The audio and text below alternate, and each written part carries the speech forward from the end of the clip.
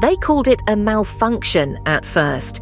That is the word the Moriven Dome Council used in their report to the Coalition. Equipment failure, signal degradation, an unexplained resonance anomaly in the chorus station's broadcast array. 4 speakers dead in 6 weeks. The council asked for a technician. Vex Karan sent Kael Thyros instead, and she did not explain why.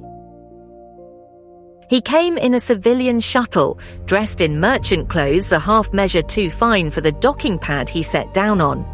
The prosthetic hand drew looks. It always did. He did not cover it. Moriven from the ground is a world that has learned to grieve quietly. The habitat domes clustered around the base of the Progenitor processing tower, like supplicants around a god that has stopped answering. The tower's script is dark. The condensation on its surface runs in slow trails that the population has stopped pretending do not look like weeping. Vex had sent him 3 files. The first was the death reports. 4 speakers, hemorrhagic inner ear failure, each one found at their broadcast position with blood on their jaw and their hands still wrapped around the Progenitor thread coil. The second file was a frequency analysis pulled from the dome's passive monitoring systems. A counter-signal, narrow band, tuned to a phonetic range so specific it could only have been calibrated against a recording of the resonance phrase itself. The third file was a ship registry. A cargo hauler had docked at Moriven's single landing pad 11 weeks ago. It had not left. He read all 3 files before he opened the hatch. Then he put on the merchant clothes and went in. The dome's eastern access lock was the maintenance entry the council used least. Its seal worn to amber, its log showing no entries in 30 days. Kael pressed the matte black prosthetic to the panel and waited for Vex's override to cycle through. The lock opened. He went through alone. He heard them before he saw them. 3 voices, somewhere above him in the dome's pressurization levels, sustaining a chord that had no business coming from human throats. A harmonic built from a dead language, shaped by mineral paste vocal cords, carrying the weight of 14 worlds' buried engines in its overtones. It was beautiful in the way that a load-bearing wall is beautiful, not for its aesthetics, but for what would fall without it. And beneath it, beneath the singing, he heard the device, not with his ears, with the fillings in his teeth, with the pressure behind his eyes, with the way his prosthetic hands' joint sensors registered a vibration at a frequency the human body was not designed to receive. He found the sub-level access through a maintenance shaft behind the dome's water reclamation units. The hatch was sealed with a compact field lock, the kind that came standard on Inheritor forward operation kits. He cut it with the blade he carried in the prosthetic's concealed channel, the one tool in his arsenal that did not require Vex's assistance, and went down. There were 4 of them. One was already dead. A young man slumped against the far wall with a choir-issue sidearm wound in his chest, the kind of wound that suggested an argument about whether to stay had been resolved definitively. The other 3 were alive, 2 technicians at the calibration consoles and a lead operative standing between Kael and the device with her hand on a secondary control panel, her pale skin gone grey under the amber emergency lighting.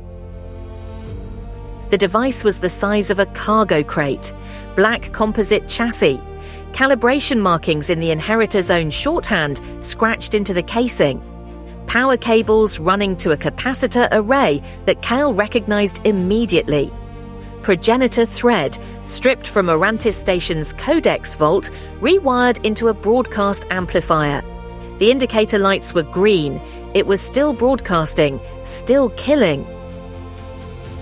Kael shot the capacitor array first, not to destroy it, to wound it, to force the device into a degraded state that would buy him time without triggering whatever self-destruct protocol the lead operative's hand was hovering over.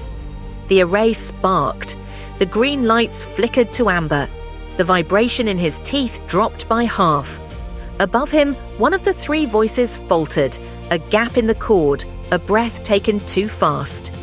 Then the voice came back, steadier than before, as if the singer had heard the wound in the device and decided to answer it with something unbreakable. The lead operative did not trigger the self-destruct.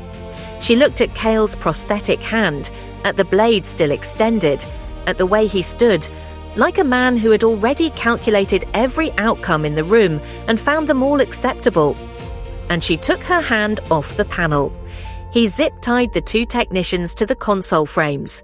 He sat the lead operative in the chair at the center of the room, facing the device, facing him. He did not threaten her. He asked her for the device's technical specifications, the frequency map, the calibration schema, the component manifest. And she looked at the ceiling, where the three voices were still singing, and said nothing. Above the operations room, in the chorus station, the three surviving speakers held their positions. The eldest, a broad woman in her late 50s with deep brown skin, silver-streaked hair loose around her shoulders, the mineral paste residue of an ash singer tradition silvering her lips, had a blood-soaked cloth pressed to her left ear. Her spine was straight, her chin was lifted. She was singing like the world depended on it, because the world did. The second male speaker stood at his array with his eyes closed, his voice thinning, the effort costing him something he did not have in reserve. His right ear bled freely. He was a lean man in his mid-30s with warm olive skin, a shaved head marked with partially ablated Kael Thyros laboratory tattoos, his patched envirosuit collar torn open, and he sang with the particular discipline of someone who had been told the cost and had paid it anyway, every morning for months. And the young one, Ren, the file had said, Ren Solari, early 20s, warm brown skin, dark curly hair kept short on the sides but unruly on top, the one with the scar on his left palm, was singing with his eyes closed and his whole body braced as if he were holding up the ceiling by himself. His left palm was pressed flat against the Progenitor thread coil. The thin scar caught the amber emergency light in a way that was almost, not quite, but almost luminous. Vex came through on the encrypted channel at the 7-minute mark. Her voice was level, which meant the news was bad. Morne's recovery fleet had dropped out of transit 2 systems over. Estimated arrival, 40 minutes. She did not say what would happen when they arrived. She did not need to.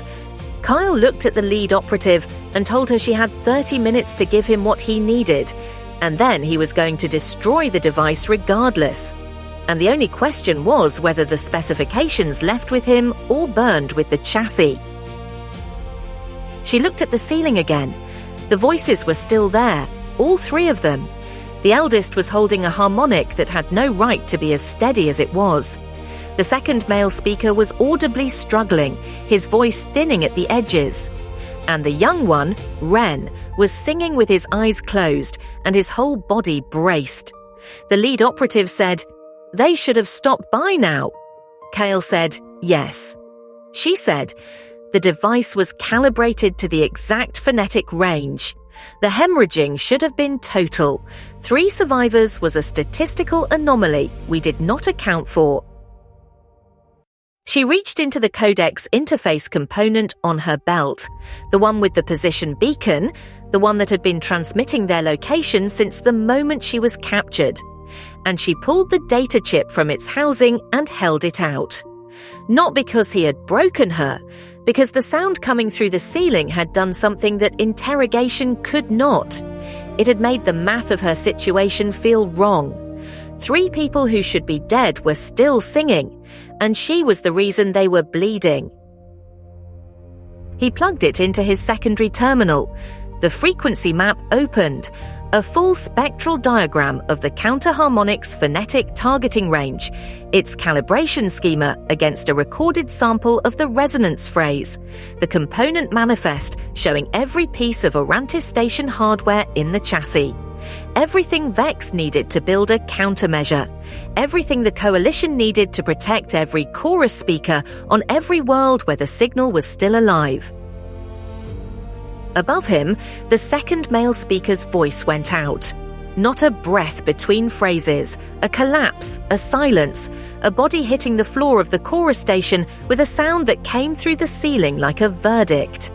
The chord dropped to 2 voices. Then, after a gap that lasted long enough for Kael to stop breathing, it came back as 1. Ren Solari, alone, holding a harmonic that required 3 trained speakers to sustain. His voice was doing something that the frequency analysis on Kael's terminal registered as impossible. The amplitude was not dropping, it was holding. And at the base of the waveform, in the subharmonic register below human hearing, something was resonating that the terminal flagged with a notation Kael had seen once before, in a different context, on a different world. A progenitor recognition response. The scar on Ren Solari's palm was not just catching the light, it was answering it. Kael transmitted the specifications to Vex through the beacon's own transmission window. The enemy's signal turned courier, carrying the coalition's intelligence out through the gap before he closed it. Vex acknowledged in 3 characters of choir cipher. Received, confirmed, go. He pulled the power cables from the capacitor array. The device's indicator lights went dark. The vibration in his teeth stopped. In the silence that followed, Ren Solari's voice came through the ceiling alone and clear. No longer fighting the counter-harmonic, no longer bleeding against a frequency designed to kill him. Just singing, in a dead language, in a room full of blood, on a world that had been shown the sky and had it taken back. The sound was not triumphant. It was something older than triumph. It was the sound of a thing that had decided not to end. Kael left the lead operative zip-tied to the chair. He left the 2 technicians at their consoles. He took the data chip and the component manifest and the blade, and he went back up through the maintenance shaft and through the dome's pressurization levels to the chorus station. He stood in the doorway and did not speak. There was nothing to say that the room had not already said, in a language older than any house, any edict, any weapon. He had what he came for. The device was dead. Morne's fleet would arrive to find cold equipment and 3 living voices, and the specifications would be in Vex's hands before the first Inheritor boot touched Moriven's salt-flat ground. He stood there for a long time. Long enough that Vex came through the channel again and told him the fleet was 30 minutes out and he needed to move. He moved. He walked back through the dome, through the eastern access lock, across the grey-brown metallite surface to his shuttle.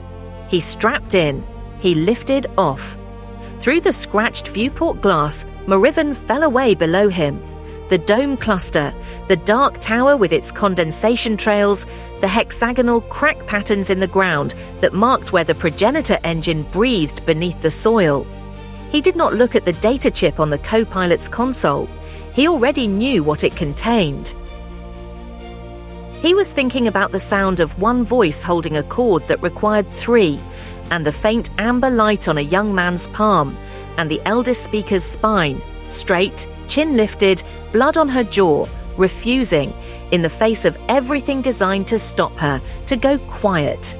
The Inheritors had built a weapon tuned to the exact frequency of what the chorus was.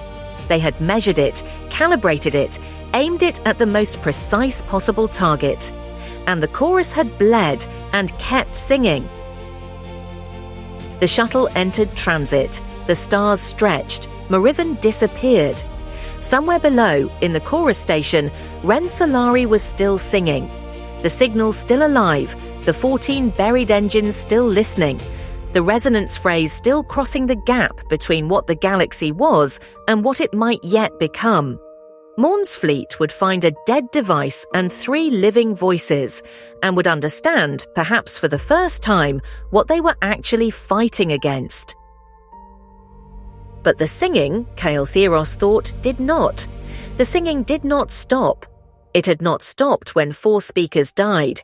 It had not stopped when the device ran at full power through the phonetic range designed to make it impossible.